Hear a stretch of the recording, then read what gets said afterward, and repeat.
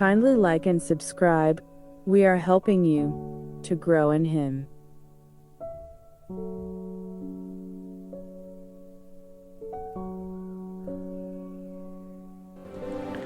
प्रभु यीशु मसीह के नाम से सभी भाई बहनों को नमस्कार, शालोम। आज की सुबह प्रभु यीशु मसीह की शिक्षाओं में से एक शिक्षा दान करना, देना। हम वो मत्ती रचित सुसमाचार के 6वें अध्याय के दूसरे भाग से चौथे भाग तक पढ़ते हैं। प्रार्थना से पहले प्रभु यीशु मसीह चेलों को ये कहते हैं कि तुम्हारा दान कैसा होना चाहिए। सबसे पहली बात, कपटियों की नाई नहीं, जो अपने दान की चर्चा और अपनी दान की बातें लोगों को बताते हैं कि मैंने ये किया, मैंने वो किया।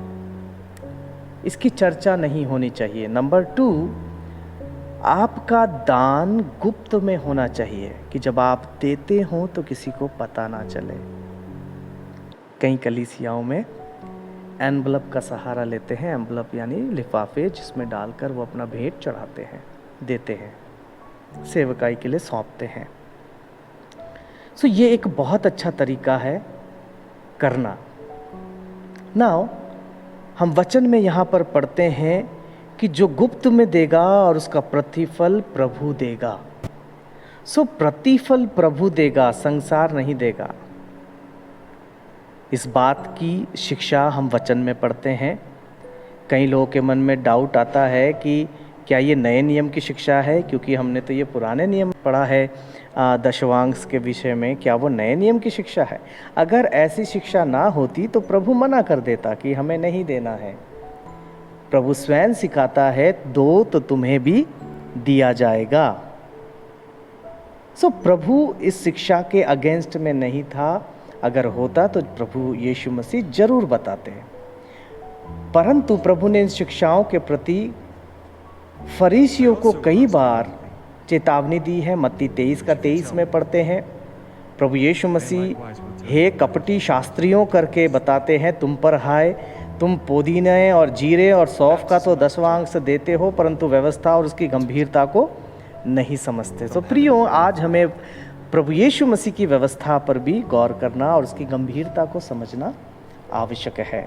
सो हम ये बड़े ही नम्रतापूर्वक सीखना कि यह वचन की शिक्षा है, ये हमारी कोई मन घड़क शिक्षा नहीं है। प्रभु को स्तुति हो। दूसरा विषय हम पढ़ते हैं दूसरा कोरिन्थियों की पत्री 9वें अध्याय का 6वें पद से लेकर 10वें पद में। उसमें जो सबसे पहली बात गौर करने के लिए है, प्रेरित पौलुस अपनी इन शिक्षाओं में, प्रेरिताई में कहते हैं कि जो थोड़ा बोएगा वो थोड़ा काटेगा, और जो बहुत बोएगा वो बहुत काटेगा। सो ये बात हम समझें कि ये कलीसिया के हित के लिए है कि कलीसिया सेवकाई के लिए बोए, यानी गिफ्ट दे, अपना भेंट प्रभु को चढ़ाए। जो सेवक लोग सेवा करते हैं उनकी सेवकाई के लिए मदद करें। और हम ये प्रेरितों के पुस्तक 5वें अध्याय में भी पढ़ते हैं, और जो कार्य हनन्याह और सफीरा ने किया, अपने लालच में आकर अपनी बड़ाई के लिए उन्होंने चाहा, वो नहीं हो पाया। सो ये शिक्षा प्रियो हमारी अपनी या मन घड़क नहीं है, परंतु ये वचन की शिक्षा है कि हम कलीसिया के लिए बोए, यानी कलीसिया के लिए भेंट चढ़ाएं। अपना जो भी कुछ आपको मन में तैयार है वो आप सौंपे। यहाँ पर हम एक और बात पढ़ते हैं कि कुड़कुड़ा कर नहीं, कुड़कुड़ करके नहीं, दबाव में आके नहीं, स्वेच्छा का दान आप प्रभु के लिए कलीसिया को, सेवक को देना। जो मन में ठाना है वैसा ही दान देना। मन में ठाना नहीं है और प्रभु से कोई वादा नहीं है, वाचा नहीं है या आनंद नहीं है, तो ऐसा दान व्यर्थ का दान है। आप ठानना भी जरूरी है और मानना भी जरूरी है प्रियो। इसलिए प्रेरित पौलुस प्रेरितों के काम 20वां अध्याय का 35वें भाग में कहते हैं, लेने से अच्छा देना है। प्रियो, हमें देना सीखना चाहिए, चैरिटी सीखना चाहिए, सेवकाई सीखनी चाहिए। यदि हम प्रभु के अच्छे संतान हैं तो इस सेवकाई में भी हमें अपना पूरा सामर्थ्य ताकत लगाना चाहिए। यही बात हम फिलिपियों की पत्री 4 अध्याय के 16वें वचन में पढ़ते हैं।